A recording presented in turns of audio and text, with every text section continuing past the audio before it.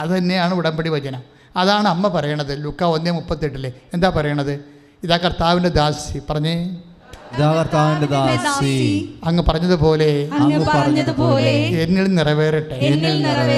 കർത്താവിൻ്റെ വചനം അനുസരിച്ചുകൊണ്ട് ഞാൻ ജീവിച്ചോളാം. അതാണ് ഉടമ്പടിയുടെ വചനം. ഉടമ്പടിയുടെ മർമ്മവചനം അതാണ്. എന്താണ്? കർത്താവിൻ്റെ വചനം അനുസരിച്ചുകൊണ്ട് ഞങ്ങൾ ജീവിച്ചുകൊള്ളാം. അത് മാതാവിൻ്റെ സാക്ഷിയായി നിർത്തിക്കൊണ്ട് മാതാവിൻ്റെ മധ്യസ്ഥ ചെയ്യുന്ന ഉടമ്പടിയാണ് മരിയൻ ഉടമ്പടി. പ്രീഡിയാവും. അത് മാതാവിൻ്റെ മധ്യസ്ഥയിലാണ് ചെയ്യണത്. എന്താ കാര്യം വെച്ച് കഴിഞ്ഞാൽ, മാതാവിൻ്റെ മധ്യസ്ഥയ്ക്കുള്ള ഒരു പ്രശ്നം ഇത് പ്രതിരോധിക്കാൻ പറ്റത്തില്ല. കാര്യം അമ്മയുടെ കപ്പാസിറ്റിയാണ് എൻ്റെ പ്രധാനപ്പെട്ട കാരണം. അമ്മ ഒരു കാര്യം പറഞ്ഞാൽ അവർക്ക് വീഞ്ഞില്ല എന്ന് പറയുമ്പോൾ സ്വാഭാവികമായി മെറിറ്റില്ലാത്തൊരു കാര്യമാണത്. എന്താണ് കാര്യം? ഈശോ പറയുന്നുണ്ട്, ഇത് എനിക്കും നിനക്കും എന്താണ്, എൻ്റെ സമയം ഇനി സമാഗതമായിട്ടില്ലല്ലോ. ലുക്ക 2 യോഹന്നാൻ 2:3 പറയും അല്ലേ, 2:4. അപ്പോൾ സ്വാഭാവികം നടക്കാൻ സാധ്യതയില്ല. ഒരു പക്ഷേ ദൈവപൈതൽ നീ ഉടമ്പടി വെച്ചിരിക്കുന്ന കാര്യങ്ങൾ സ്വാഭാവികമായി നടക്കാൻ സാധ്യതയില്ലാത്ത കാര്യമാണ്. സ്വാഭാവികമായി നടക്കാൻ കാര്യമില്ലാത്ത കാര്യമാണ്. പക്ഷെ അമ്മ അതിൻ്റെ ഒരു മധ്യസ്ഥം വഹിച്ചാൽ അത് നടക്കും. ഇപ്പം ചിലരോട് പറയത്തില്ല, എൻ്റെ റാങ്ക് 144 144 പേര് അപ്പോയിൻ്റ് ചെയ്താൽ മാത്രമേ എന്നെ അപ്പോയിൻ്റ് ചെയ്യത്തുള്ളൂ. പക്ഷേ 144 സീറ്റില്ല, 144 വേക്കൻസി ഇല്ല എന്ന് പറഞ്ഞിട്ട് അവർ മാതാവ് വേക്കൻസി ഉണ്ടായിട്ട് അവർ അഡ്മിറ്റ് ചെയ്യും കൊണ്ടുപോയി. അയ്യോ, അത് കണ്ടാൽ നമുക്ക് അരഞ്ഞു പോകും. എന്ന് ചില ഉടമ്പടിയിൽ അത് പാലിക്കും. നിങ്ങൾ ഉടമ്പടിയോട് അപ്പം ഞാൻ നിങ്ങൾക്ക് വ്യാമോഹം നൽകുകയല്ല, ഞാൻ ഇവിടുത്തെ സാക്ഷ്യങ്ങൾ എക്സ്പ്ലെയിൻ ചെയ്യണതാണ്. നിങ്ങൾ വിചാരിക്കരുത് നിങ്ങളെ ഇൻസ്റ്റിഗേറ്റ് ചെയ്യണം. No, never. എൻ്റെ ആവശ്യമില്ല. മറിച്ച് നിങ്ങൾ സാക്ഷ്യങ്ങൾ പരിശോധിക്കണം. ഓരോ സാക്ഷ്യവും എടുത്തിട്ട് പരിശോധിക്കണം. ഞങ്ങളുടെ കയ്യിൽ റിസർവ് ഇരിക്കുന്ന ഒരു 2000 സാക്ഷ്യങ്ങൾ ഈ ആഴ്ചയിൽ എല്ലാ ദിവസവും സർവ്വസമയ സാക്ഷ്യം എന്ന് പറഞ്ഞ് ഇടാൻ പോവുകയാണ്. അത് എടുത്തുന്ന ആൾക്കാർ വെളിച്ചം കാണാത്ത സാക്ഷ്യങ്ങൾ. നമുക്ക് 2 സാക്ഷ്യങ്ങളെ ഒരു ദിവസം ഇടാൻ പറ്റത്തുള്ളൂ. അതുകൊണ്ട് സാക്ഷ്യങ്ങളിപ്പോൾ മുഴുവനായിട്ട് എടുത്ത് പുറത്തേക്ക് തരും. എന്തിനാ കാര്യം എന്ന് വെച്ച് കഴിഞ്ഞാൽ, ഉടമ്പടി എന്ന് പറയുമ്പോൾ ദൈവം വാക്ക് പാലിക്കുന്ന പ്രാർത്ഥനയാണ്. പക്ഷെ നമ്മൾ തിരിച്ചെന്താ ചെയ്യേണ്ടത്? ആ ദൈവത്തോട് വിശ്വസ്തത പുലർത്തണം. ഉടമ്പടി ഫെയ്ത്തിൽ വർക്ക് ചെയ്യത്തില്ല. ഫെയ്ത്തിൽ മാത്രം വിശ്വാസത്തെ മാത്രം വർക്ക് ചെയ്യണ പ്രാർത്ഥനയല്ല, വിശ്വസ്തതയിലാണത് വർക്ക് ചെയ്യണത്. കാരണം ഉടമ്പടിയല്ലേ, എഗ്രിമെൻ്റ് അല്ലേ. അപ്പം നമുക്കെന്താ വേണ്ടത്? വിശ്വസ്തതയാണ് വേണ്ടത്. അമ്മ ഈ വിശ്വസ്തത അവസാനം വരെ കീപ്പ് ചെയ്യും. ഇപ്പം നമ്മൾ 19:25 ഇതാ കർത്താവിൻ്റെ ദാസി, നിൻ്റെ വചനം പോലെ എന്നിൽ നിറവേറട്ടെ എന്ന് പറഞ്ഞില്ലേ, അമ്മ പറഞ്ഞില്ലേ? അതല്ല, അങ്ങനെ പറഞ്ഞില്ലേ അമ്മ ഉടമ്പടി എടുക്കണത് കുറിച്ച് അല്ലേ? മംഗളവാർത്ത സമയത്ത് ലൂക്ക 1:38 ഇതാ കർത്താവിൻ്റെ ദാസി, അങ്ങ് പറഞ്ഞതുപോലെ എന്നിൽ നിറവേറട്ടെ, ഞാൻ അതനുസരിച്ച് ചെയ്തോളാം. അങ്ങ് പറഞ്ഞ കാര്യം അതനുസരിച്ച് നിറവേറ്റിക്കൊള്ളാമെന്നാണ് അമ്മ ദൈവത്തോട്, പിതാവായ ദൈവത്തിന് വാക്ക് കൊടുക്കുന്നത്. ഈ വാക്ക് അമ്മ അവസാനം വരെ പാലിക്കും. കുരിശിൻ്റെ ചുവട് വരെ ബോധം കെട്ട് വീഴാതെ നിൽക്കും അവിടെ. അമ്മ കരഞ്ഞെന്നൊക്കെ ആൾക്കാർ ചുമ്മാ കലാകാരന്മാരുണ്ടാക്കിയ ആയിട്ടുള്ള ചിത്രങ്ങളും പടങ്ങളൊക്കെയാണ്, വേഗല മാതാവൊക്കെ കാര്യങ്ങളൊക്കെ. പക്ഷേ അമ്മ കരയത്തിൽ നിങ്ങൾക്കറിയാമല്ലോ, അവർ ബോധം കെട്ടും വീഴത്തില്ല, അവരങ്ങ് സ്റ്റേണായിട്ട് നിൽക്കാൻ കണ്ടില്ലേ? അത് യോഹന്നാനാണ് പറയണത് 19:25 യോഹന്നാൻ്റെ സുവിശേഷം 19:25 എന്താ പറയണത്? യേശുവിൻ്റെ അമ്മ കുരിശിൻ്റെ അരികെ നിന്നിരുന്ന്. മറ്റു ചേട്ടത്തിമാർ നിന്ന കാര്യം നമുക്ക് പ്രശ്നമല്ല. കാര്യം അമ്മയില്ലെങ്കിൽ അവർ ഓടിക്കളഞ്ഞേനാ. അമ്മ നിന്ന് ആ ഉറപ്പിൽ നിന്നാണ് മറ്റേ കക്ഷികളല്ല.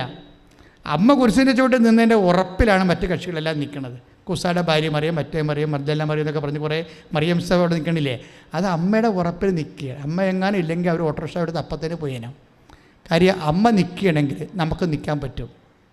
അമ്മ നിൽക്കുകയാണെങ്കിൽ നമുക്ക് നിൽക്കാൻ പറ്റും. കാര്യം മേരി നിൽക്കുകയും ചെയ്യും, നമ്മളെ നിർത്തുകയും ചെയ്യും. കൈയിടിച്ച് കർത്താസുടലില്ലേ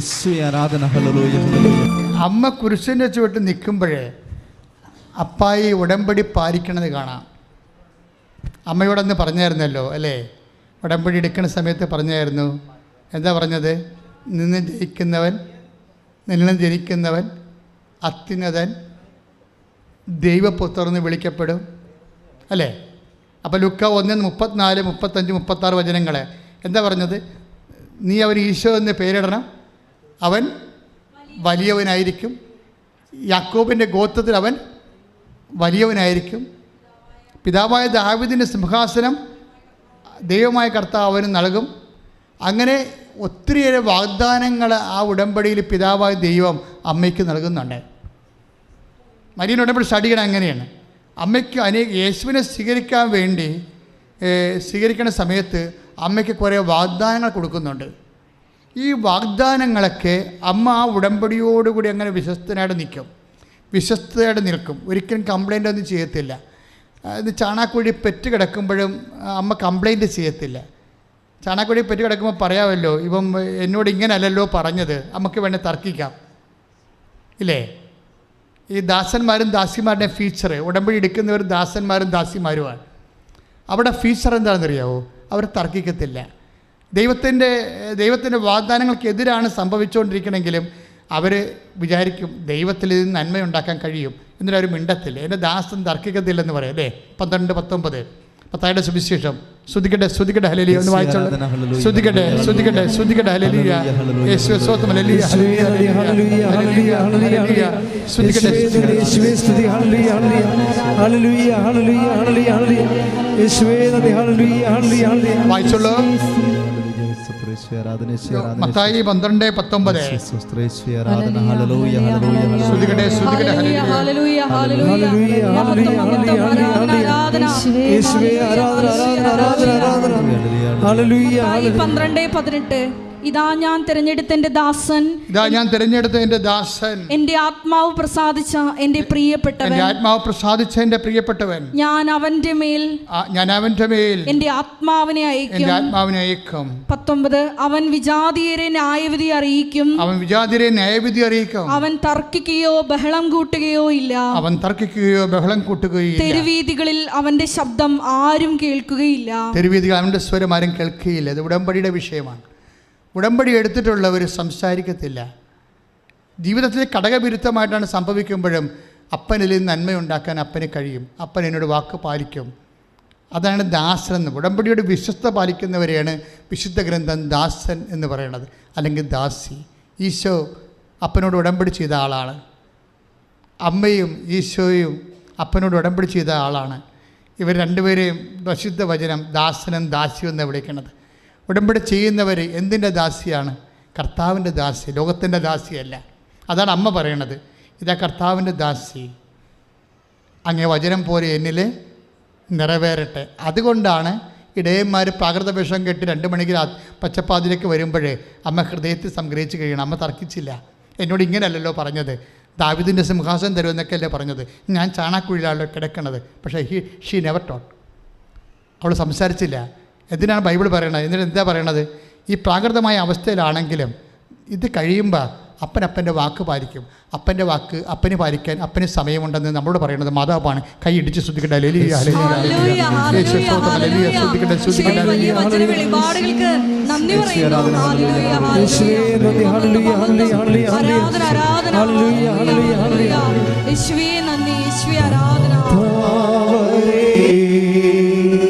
പരിശുദ്ധ പരമദിവ്യകാരുണ്യത്തിന് നേരവും ആരാധനയും. അപ്പോഴേ ഉടമ്പടി കാലത്ത് ഇൻ ബിറ്റ്വീൻ നിങ്ങളുടെ ജീവിതത്തിൽ എന്തെങ്കിലും ഒരു കാര്യങ്ങൾ നിങ്ങളുടെ ഒരു പ്രതീക്ഷയ്ക്ക് എതിരെ സംഭവിച്ച നിങ്ങൾ അമ്മയെപ്പോലെ ഹൃദയത്തിൽ സംഗ്രഹിക്കണം. തർക്കം ഉണ്ടാക്കരുത്, ബഹളം ഉണ്ടാക്കരുത്. അത് അപ്പോൾ അവിടെ ഉടമ്പടി ബ്രേക്ക് ആവും. നിൻ്റെ കർത്താവ് ഇത് പൂർത്തിയാക്കും. ചിലർ ഡോക്ടർ പറയും. അപ്പോൾ ഇന്നലെ ഒരു സാക്ഷി ഇവിടെ ഉണ്ടായിരുന്നു. അപ്പോൾ ഒരു കുഞ്ഞിനെ കൊണ്ടുവന്ന് അമ്മ സാക്ഷ്യം പറയുകയാണ്. അപ്പോൾ ഇതിന് ഡൗൺ സിൻഡ്രോമാണ്.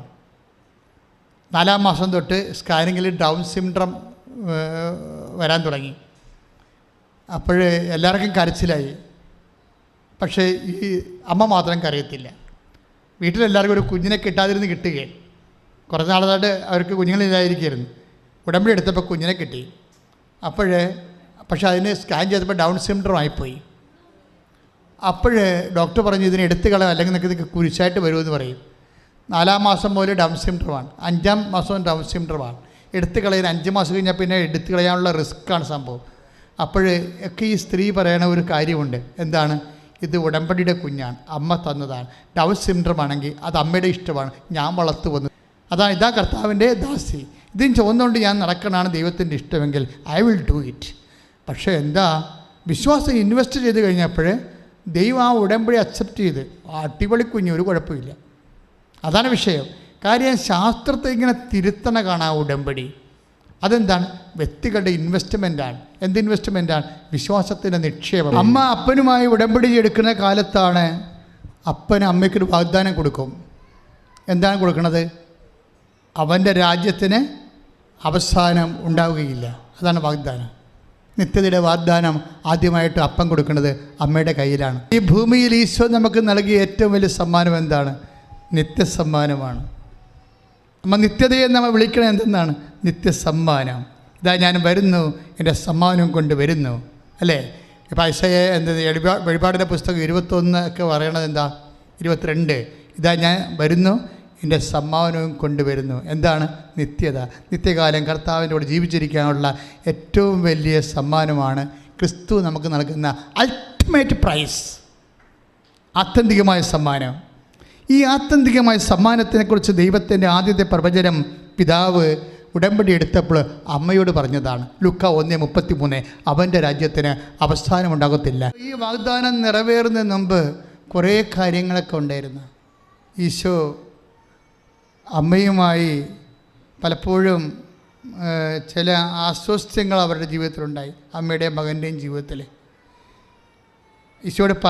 അമ്മയോട് പറയാതെ ഈശോ ജെറുസലേമിൽ തന്നെ താമസിക്കുകയും അമ്മ പാഴ്നടപ്പ് നടന്ന് കുറേ കാശും പോയി സങ്കടപ്പെട്ട് തിരിച്ചു വരുന്ന ഭാഗങ്ങളൊക്കെ സഹിക്കാൻ പറ്റാത്ത ഭാഗങ്ങളാണ്. എൻ്റെ ഈശോ എന്ന് വിളിക്കോടാ, എന്താണ് നീ ഞങ്ങളോട് ഇങ്ങനെ ചെയ്തത്? നിൻ്റെ അപ്പനും ഞാനും കൂടി എന്ത് വിഷമിച്ചെന്നറിയാവോ? അപ്പോഴമ്മ ഈശോ ചോദിക്കണേ എന്താ? ഈ ഉടമ്പടി കാലത്ത് നമ്മൾ പലപ്പോഴും ഒന്ന് ഷേക്ക് ചെയ്തുകൊണ്ടിരിക്കും. കർത്താവ് ഈ ഷേക്ക് ചെയ്യുമ്പോഴൊക്കെ പത്രോസിൻ്റെ ഒരു വചനമാണ് എനിക്ക് മനസ്സിൽ നിങ്ങൾക്ക് തരാനുള്ളത്. എന്താണ്? നിങ്ങളുടെ വിളിയും തിരഞ്ഞെടുപ്പ് ഉറപ്പിക്കുന്നതിൽ ഉത്സുകരാകണം. വിളിയും തിരഞ്ഞെടുപ്പും ഉറപ്പിക്കാനുള്ളതാണ്. അപ്പം ഇടയ്ക്കിടയ്ക്ക് അത് കുലുക്കി ദൈവം ഉറപ്പിക്കും. 2 പത്രോസ് 1:10 ആകയാൽ സഹോദരങ്ങളെ പറഞ്ഞേ, ആകയാൽ സഹോദരരെ നിങ്ങളുടെ വിളിയും തിരഞ്ഞെടുപ്പും ഉറപ്പിക്കുന്നതിൽ കൂടുതൽ ഉത്സാഹമുള്ളവരായിരിക്കുവേ. അങ്ങനെ ചെയ്താൽ വീണു പോവില്ല. അപ്പം ഉടമ്പടി കാലം എന്ന് പറയുമ്പോൾ അത് വിശുദ്ധ പത്രോസിലൂടെ നൽകുന്നതാണ്. കർത്താവിൻ്റെ സന്ദേശം 2 പത്രോസ് 1:10 വിളി എന്താണ്? വിശ്വാസത്തിലേക്കുള്ള വിളിയാണ്, അല്ലേ? നിങ്ങൾ പലതരത്തിലുള്ള ആൾക്കാരുണ്ട് ഇവിടെ. ക്രിസ്ത്യൻസ് ഉണ്ട്, നോൺ ക്രിസ്ത്യൻസ് ഉണ്ട്. പക്ഷേ when we pray to Jesus and we are in Jesus. അപ്പോഴെന്താ സംഭവിക്കണം അതിൻ്റെ അകത്ത്? അതായത് ഈ വിശ്വാസത്തിൻ്റെ വിളി, പിന്നെ എന്താണ്? നിങ്ങളുടെ തിരഞ്ഞെടുപ്പ്. ഈ വിശ്വാസം എപ്പോഴും വർദ്ധിപ്പിക്കുന്നത് ഒരു തിരഞ്ഞെടുപ്പിലൂടെയാണ്. ഞാൻ തിരഞ്ഞെടുത്തത് എന്താണ്? വൈദിക വൃത്തിയാണ്, അല്ലേ? നിങ്ങൾ തിരഞ്ഞെടുത്ത കുടുംബജീവിതമാണ്, അല്ലേ? ഇത് തിരഞ്ഞെടുപ്പാണ്. അതിൽ മക്കളുണ്ടാകും, ഭർത്താവുണ്ടാകും, ഭാര്യ ഉണ്ടാകും. അവർ പല കയ്യാങ്കളി കാണിക്കുകയും ചെയ്യും, ഇല്ലേ? ഇതൊക്കെ ഇതിനകത്ത് ഈ വിളിയിലുള്ളതാണ്. അതുകൊണ്ട് പത്രോസ് എന്താ പറയണത്? മക്കളെ, വിളിയാണിത്. നിങ്ങൾ വിശ്വാസത്തിൻ്റെ വിളിയിൽ തിരഞ്ഞെടുത്തതാണ് കുടുംബജീവിതം. അതിൽ മക്കളുണ്ടാകും, ഭാര്യ ഉണ്ടാകും, ഭർത്താവുണ്ടാകും. അവർ പല അഭ്യാസങ്ങളും കാണിച്ചെന്ന് വരും. അപ്പം നിങ്ങൾ വീണ് പോകരുത്. എന്താ കാര്യം? ഉത്സാഹം. ആ വാക്കെഴുതിയിട്ടുണ്ട്. ഉടമ്പടിയിൽ ഇത് ബാധകമാണ്. എന്താ? ആകയാൽ സഹോദരങ്ങളെ നിങ്ങളുടെ വിളിയും തിരഞ്ഞെടുപ്പും ഉറപ്പിക്കുന്നതിൽ കൂടുതൽ ഉത്സാഹം ഉണ്ടാകണം. ഇതിൽ വരുന്ന ഉത്സാഹമാണ് ഇതിൻ്റെ മെയിൻ സംഭവം. ഉത്സാഹം എന്ന് പറയുന്നത് എന്താണ്? എന്തൂസിയാസം എന്ന് പറയുന്നത് എന്താണ്? എൻതേയോസ് എന്നുവെച്ചാൽ അത് ഗ്രീക്കാണ്, ഇംഗ്ലീഷുകാരുടെ എടുത്തതാണ്. എൻതേയോസ് മീൻസ് ദൈവം. ദൈവം എല്ലാത്തിലും ദൈവത്തെ കക്ഷി ചേർക്കണതാണ് എന്തൂസിയാസം എന്ന് പറയുന്നത്. അല്ലാതെ പെഗടിക്കണ എന്തൂസിയാസം അല്ല ഇത്. എന്തൂസിയാസം എന്നുള്ള വാക്ക് ഇന്ന് ആൾക്കാർ സെക്ഷലായിട്ടുള്ള തൈബിന് വരെ ഉപയോഗിക്കുന്നുണ്ട്. പക്ഷേ ആ വാക്ക് ആദ്യം ഉണ്ടാക്കിയിരിക്കുന്നത് എന്തിനാണ്? ഇപ്പം ഗുഡ് ബൈ എന്ന് പറഞ്ഞാൽ എന്താ അർത്ഥം? നമ്മൾ പിരിയുന്നെന്ന് എൻ്റെ അർത്ഥം അല്ല. ദൈവം ഗോഡ് ബി വിത്ത് യു, ദൈവം നിങ്ങളുടെ കൂടെ എന്ന എൻ്റെ അർത്ഥം. ബൈബിളാണ്. ഇതെല്ലാം ഒരു മനുഷ്യൻ വിശ്വാസം ജീവിച്ചൊരു മനുഷ്യർ ഉണ്ടാക്കിയെടുത്ത ടെർമിനോളജികളാണിത്. അതിനെല്ലാം ആ അർത്ഥം ഇന്ന് പുതിയ തലമുറയ്ക്ക് വിശ്വാസം നഷ്ടപ്പെട്ടപ്പോൾ വേറെ കാര്യങ്ങളൊക്കെ അത് ഉപയോഗിക്കാൻ തുടങ്ങിയെന്ന് മാത്രമേ ഉള്ളൂ. പക്ഷേ ഒരു കാര്യം സത്യമാണ്, ഉത്സാഹം എപ്പോഴും ഉത്സാഹം തന്നെയാണ്. നിങ്ങൾ ഇന്ന് കാണിക്കുന്ന ഉത്സാഹം അവസാനം വരെ കാണിച്ചില്ലെങ്കിൽ വെളിപാടിൻ്റെ പുസ്തകത്തിലെ ക്വസ്റ്റ്യൻ വരുന്നുണ്ട്. സ്മിർനായിലെ സഭയ്ക്ക് പോകും, ഇതൊക്കെ എഴുതുമ്പോൾ പറയും നിങ്ങൾക്ക് ആദ്യം ഉണ്ടായിരുന്ന ഉത്സാഹം ഇന്നില്ല എന്ന് പറയും. 2-ാം അധ്യായം 4-ാം വാക്യം, എഫേസസിലെ സഭയുടെ ദൂതന് എഴുതുന്നത്, എങ്കിലും നിനക്കെതിരായി എനിക്കൊന്ന് പറയാനുണ്ട്, നിനക്ക് ആദ്യമുണ്ടായിരുന്ന സ്നേഹം നീ കൈവിടിഞ്ഞിരിക്കുന്നു. അതായത് മനുഷ്യന് ദൈവസ്നേഹം കുറയുമ്പോഴാണ് ബാക്കിയെല്ലാം കുറയണത്. ഇതെല്ലാം ആപ്പെക്സ് എന്ന് പറയണത് ദൈവസ്നേഹമാണ്. ഇപ്പം നിങ്ങൾക്ക് പശ്ചാത്താപം വേണമെന്ന് പറഞ്ഞോ, പശ്ചാത്താപം വേണമെങ്കിലും നിങ്ങൾ പശ്ചാത്താപം തരണമെന്ന് പ്രാർത്ഥിക്കരുത്. പശ്ചാത്താപമായിട്ടൊരു സാധനം ദൈവത്തിന് തരാൻ പറ്റത്തില്ല. നിങ്ങൾ പ്രാർത്ഥിക്കേണ്ടത് എനിക്ക് ദൈവസ്നേഹം തരണമെന്ന് പ്രാർത്ഥിക്കണം. അതിൻ്റെ ഫ്രൂട്ടായിട്ടാണ് പശ്ചാത്താപം വരണത്. മരമറിയാതെ കൊണ്ടേ കൊടിയിടരുത്. പറഞ്ഞ മനസ്സിലായില്ലേ? എനിക്ക് പശ്ചാത്താപം തരണമെന്ന് പറഞ്ഞിട്ട് തനത്തായാലും നിലവിളിക്കരുത്. മറിച്ച് എനിക്ക് ദൈവസ്നേഹം തരണമെന്ന് പറയണം. അതോടുകൂടി എല്ലാം വരും. എനിക്ക് വെള്ളം തരണമേ എന്ന് പറഞ്ഞ് കിടന്ന് കാറരുത്. മറിച്ച് ആദ്യം കറണ്ട് തരാൻ പ്രാർത്ഥിക്കണം. അപ്പോൾ കറണ്ട്, വെള്ളവും കിട്ടും, മോട്ടർ ഓണാകും, അതുപോലെ തന്നെ ഫാനും ഓണാകും, ലൈറ്റും ഓണാകും. വെള്ളമാണ് പ്രശ്നം, കറണ്ടാണ് പ്രശ്നം. അതുകൊണ്ട് ദൈവസ്നേഹമാണ് നമ്മൾ ഫോക്കസ് ചെയ്യേണ്ടത്, അല്ല വേറെ ഒരു സാധനം ഫോക്കസ് ചെയ്യരുത്. എല്ലാ അനുഗ്രഹത്തിൻ്റെയും സോഴ്സ് എന്ന് പറയുന്നത് ദൈവസ്നേഹമാണ്. പ്രാർത്ഥിക്കുക, കർത്താവേ ഉടമ്പടി എടുക്കുന്നതോടുകൂടി എഫേസ്യസിലെ സഭയ്ക്ക് എഴുതിയിരിക്കുന്ന പോലെ ഞങ്ങളുടെ സ്നേഹത്താൽ ഞങ്ങളെ ഉത്സാഹമുള്ള ഭരിതരാക്കണമേ. ദൈവസ്നേഹത്താൽ ഞങ്ങളെ ഉത്സാഹഭരിതരാക്കണമേ. ശ്രദ്ധിക്കട്ടെ. ഹല്ലേലൂയ. ആരാധന. ഹല്ലേലൂയ. ഹല്ലേലൂയ. ഹല്ലേലൂയ.